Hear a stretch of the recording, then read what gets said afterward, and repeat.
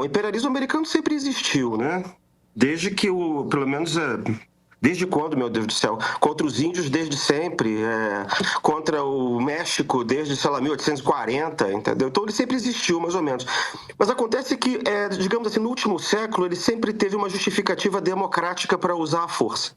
Tá? Eu estou falando que imperialismo no sentido duro, no sentido de intervenção militar. Não estou falando de imperialismo econômico, imperialismo cultural e tal. Né? Mas qual é a novidade? A novidade é que agora não existe mais o pretexto da democracia. Porque o governo americano não tem compromisso com a democracia liberal nem nos Estados Unidos. Eu acho que essa é a novidade. Tá? E isso explica por que, de repente, o imperialismo americano ficou tão nu e tão cru. Né? Porque no passado recente, por exemplo, quer dizer, não tão recente, mas assim, no tempo da Guerra Fria, você tinha que distinguir o imperialismo americano do soviético a partir da defesa da democracia. Né? Muito embora eles, sobretudo na década de 60 e 70, eles falavam em nome da democracia, mas apoiavam ditadura. Né? Apoiavam ditadura no Brasil, no Uruguai, no Chile, enfim, na Argentina. Tá? O que aconteceu agora é essa sensação de decadência em relação à China, uma espécie de decadência geopolítica. Né? E essa sensação de decadência geopolítica passou a alimentar pela extrema-direita a sensação de que a democracia liberal é um fator de desvantagem competitiva em relação à China, porque a China é um governo autoritário. Entenderam? Para mim, a gente não consegue entender o que está acontecendo se não entender isso. Então, o que acontece? Você passa a ter um discurso populista, autoritário, reacionário para dentro dos Estados Unidos, e passa a ter um imperialismo nu e cru para fora dos Estados Unidos para tentar resgatar essas vantagens perdidas. Né? Então, a força bruta passa a ser vista como um recurso fundamental, não é só o soft power, o hard power é visto como algo fundamental para conseguir recuperar essa influência supostamente perdida do lado de fora. E aí eu acho que tem um aspecto muito importante que eu ainda não vi, sobre a qual eu não vi ainda uma boa explicação, que é o seguinte: a gente está, desde anteontem, discutindo com toda razão, a gente está meio indignado, né, e meio procurando ver as consequências para o resto do mundo desse tipo de imperialismo desabrido. Mas hoje, o que eu vi, a chegada do Maduro no Tribunal de Nova York, eu comecei a ver, inclusive tem uma matéria no Globo muito interessante sobre isso, que assim, que a gente tem que ver um outro aspecto, que é como é que eles justificam isso juridicamente, entenderam? Porque você precisa, por mais que eles queiram governar em ditadura, quer dizer, como um governo de exceção transitório voltado para a salvação nacional, eu tenho a impressão de que não é tão fácil. Uma coisa é o discurso de que agora eles vão intervir em toda parte, que eles vão derrubar todo mundo. Outra coisa é eles conseguirem fazer isso para dentro, entenderam? Eles fazem uma espécie de uma... Eu estava com essa pergunta engatilhada para você, Christian, porque inclusive começaram a sair alguns perfizinhos do juiz que está responsável pelo caso em Nova York, né? É um juiz veteraníssimo, ele tem 92 anos, ele foi apontado pelo Clinton, ele foi responsável por alguns dos processos decorrentes do 11 de setembro, ele está supervisionando este caso contra o Maduro já tem 10 anos. Então, este caso, ele tem 15 anos, ele tem um novo indiciamento relatado agora, né, no fim que junto com a operação militar saiu um novo indiciamento, mas é um caso antigo, que vem já de 15 anos. Este juiz está acompanhando este caso já há 10 desses 15 anos, já tomou algumas decisões contrárias a lideranças venezuelanas, então já há militares que fizeram o plead guilty, né, confessaram, né, enfim, fizeram acordo para diminuir penas a partir de uma confissão, né, diante deste juiz, mas ele também é um juiz que já teve decisões contrárias a Donald Trump. Ele não é um juiz fechado com o trumpismo, não é um juiz aparelhado, né, do trumpismo. Então, vai ser muito interessante entender como é que juridicamente isso vai ser construído. E mais do que isso, né, Christian, que eu acho que aí sim é o cerne da questão. O quanto vai importar o que o juiz vai dizer ou não para o que Donald Trump vai fazer ou não, porque ele não é exatamente um presidente conhecido por seguir as regras, né? Nem as jurídicas, nem as internacionais, nem nenhuma. Então, enfim, ele atropelou o Congresso americano sem qualquer constrangimento e sem qualquer oposição real. Não houve, houve ali um ou outro parlamentar indignado, mas não houve uma coisa organizada de, não, você não pode fazer isso, né? Então, eu acho que é um grande teste interno de como essas instituições vão reagir e o tanto que ele vai ter força para ignorá-las ou não. Exatamente. E a gente tem que entender o seguinte, o governo de extrema-direita dos Estados Unidos, ele não governa pela lógica do Estado de Direito, ele governa por um tipo de doutrina que a gente chama doutrina da razão de Estado. Uhum. A doutrina da razão de Estado diz que existe que o país está debaixo de uma ameaça de segurança nacional que justifica a concentração de poderes no presidente da República e a adoção de medidas extraordinárias de salvação pública. Tá? Então, na prática acontece o seguinte, você usa esse tipo de discurso para poder concentrar poder, suspender a separação de poderes. Tá? Então, na prática, o que acontece? Você primeiro decide estrategicamente o que você quer fazer, depois você busca uma justificativa jurídica. Mas a justificativa jurídica, como você está chamando a atenção, não é qualquer coisa. Né? E é inclusive com base nessa justificativa jurídica interna que os trumpistas vão dizer que eles não estão, por exemplo, violando a Carta da ONU. Isso. Né? Então, você tem que entender essa dimensão do populismo reacionário americano. Em política, sempre existe uma distância entre aquilo que você tem que dizer para o eleitorado e aquilo que você realmente vai poder fazer.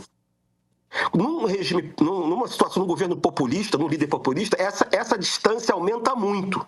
Uhum. Então, a gente tem que começar a imaginar agora se é possível, por exemplo, ao Trump, realmente agora eu vou depor o Petro na Colômbia, agora eu vou depor o governo cubano, agora eu vou invadir a Groenlândia, se essas coisas são possíveis, tá? Uhum. Então, a gente sabe que o trumpismo, o movimento MAGA, think tanks como a Heritage Foundation, eles desenvolveram uma interpretação plebiscitária da Constituição que diz que o presidente é uma espécie de único, o supremo representante da nação, acima do Congresso, acima da Suprema Corte, né? Em nome da segurança nacional. E aí vem, é importante lembrar, esse documento a que você já fez referência, que é o documento de segurança nacional que saiu acho que um mês atrás, né? Em que fala que a China, a esquerda, a imigração, a criminalidade, né, são fundidas numa mesma ameaça geral.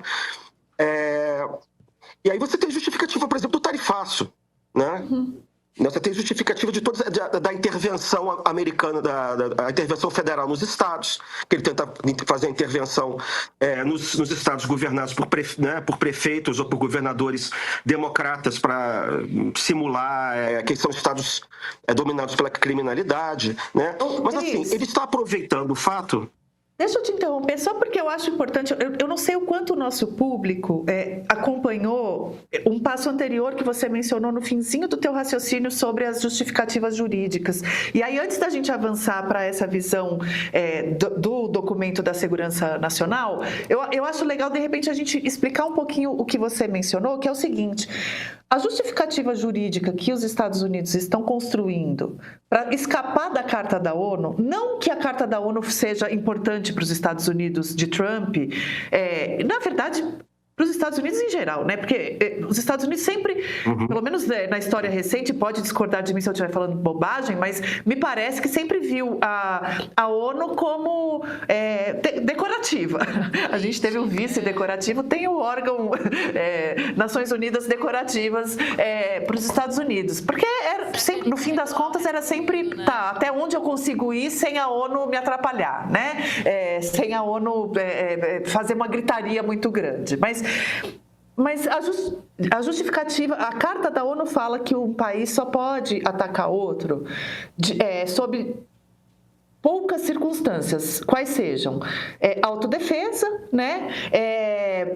Para impedir crimes contra a humanidade, né? O que, inclusive, poderia ter sido uma justificativa, porque, sim, Nicolás Maduro estava cometendo crimes considerados pela lei internacional que talvez pudessem ser enquadrados assim, né? Tinha relato de tortura, de prisão de adversário político e etc. Mas não, o que os Estados Unidos construíram até aqui, pelo menos juridicamente, e o Marco Rubio, o secretário de Estado americano, falou isso em seu discurso no sábado, é que essa não foi uma operação de guerra, mas foi uma operação de law enforcement, de segurança pública. Ou seja, foi o cumprimento de um mandado judicial americano para levar o presidente para os Estados Unidos, né, o presidente da Venezuela para os Estados Unidos para responder a este processo.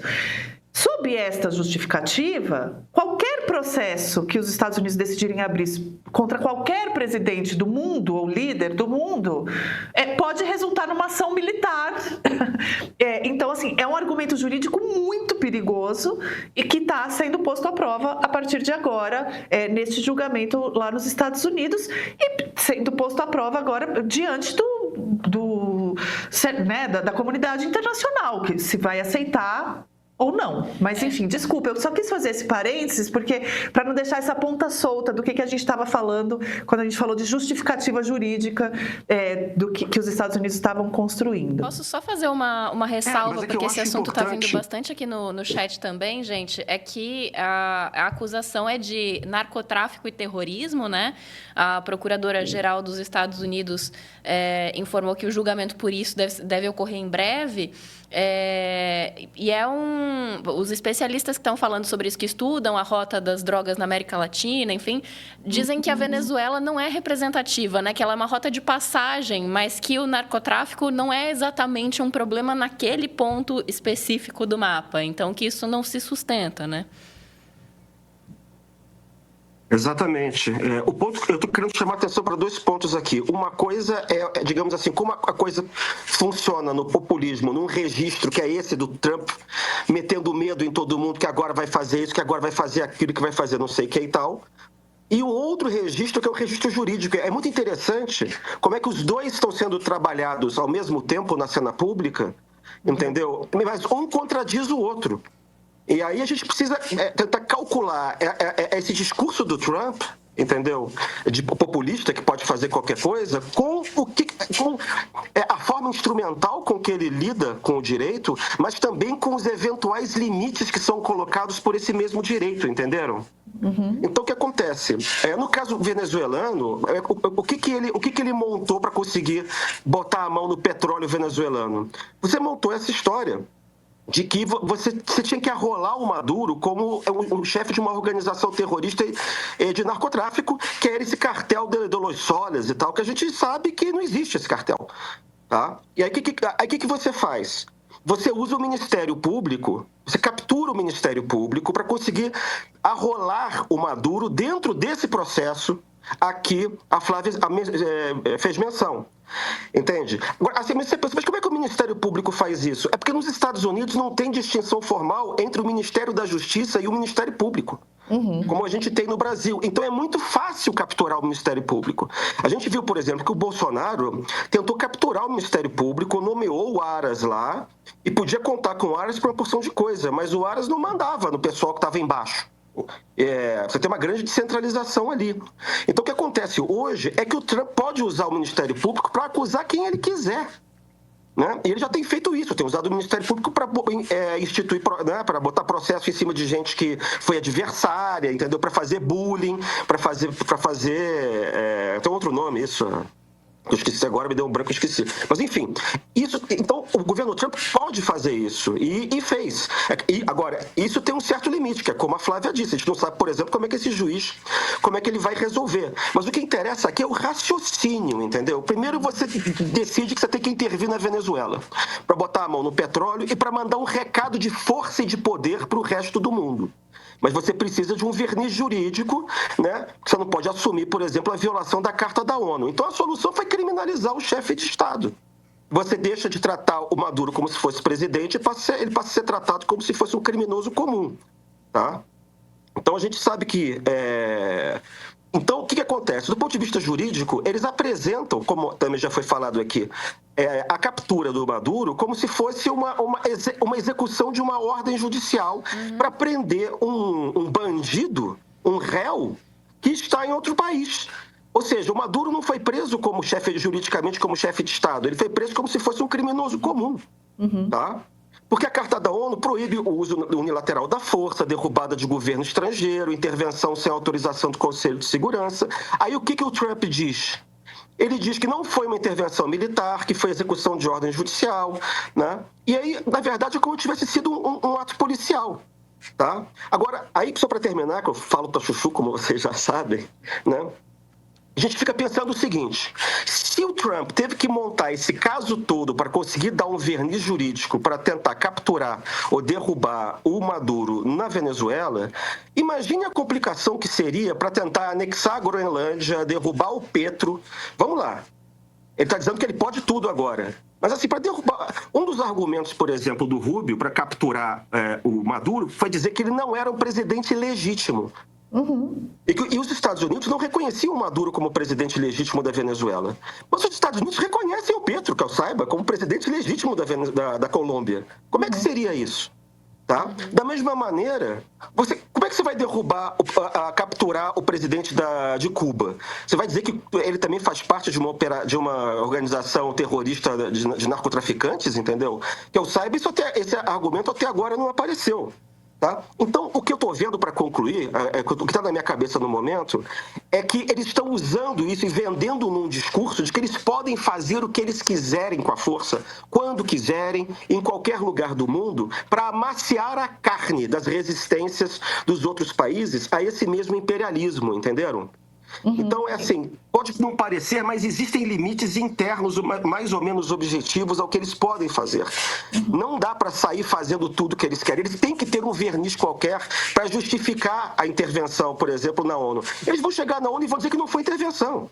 Agora, imagina como seria mais complicado você criar um verniz desse em Cuba, criar um verniz desse na Colômbia. Eu não estou dizendo que a gente tem que ficar sossegado, não, tá? Não estou dizendo que a gente tem que ficar sossegado, não. Mas a gente tem que saber que, em parte, isso é um discurso para todos os países ficarem com medo e cederem mais facilmente aos interesses geopolíticos americanos. Sei lá, para o Brasil ceder terra rara, para a Colômbia tomar mais medidas, por exemplo, de combate ao narcotráfico, ou para justificar, por exemplo, intervenções nos processos eleitorais desses países. Porque, do ponto de vista geopolítico, o que interessa a eles é colocar governos de extrema-direita que sejam vassalos, que sejam alinhados com o trumpismo, né? Com essa internacional reacionária de que o Trump é o principal representante hoje em dia. Ó, novidade das boas para você. Vem aí a pesquisa Meio Ideia, que faz parte da cobertura das eleições de 2026 do Meio. Todo mês, até o segundo turno, a gente vai medir o pulso do eleitor, o que ele busca, o que rejeita, quais projetos estão ganhando força, muito além do sobe e desce dos nomes. Todos esses dados se unem à nossa cobertura especial do ano eleitoral. Análises, bastidores de Brasília, vozes de diferentes correntes políticas, documentários e newsletters exclusivas para você votar com mais contexto e consciência. Assina o Meio Prime e acompanhe as eleições desde agora com informação confiável para não se deixar enganar. 2026 não vai esperar e você também não devia.